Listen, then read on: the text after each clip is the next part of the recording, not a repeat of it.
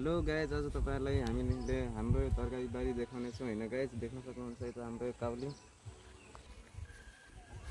देख्न सक्नुहुन्छ हाम्रो लसुन बारी।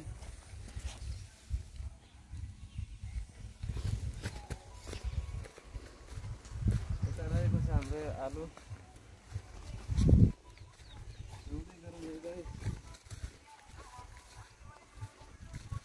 यता देख्न सक्नुहुन्छ हाम्रो बन्दा।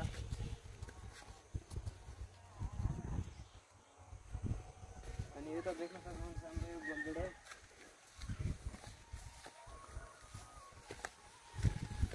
अनि यता देख्न सक्नुहुन्छ गाइस हाम्रो टमाटर बारी हैन। कसैलाई टमाटर चाहियो भने सम्पर्क गर्नु होला।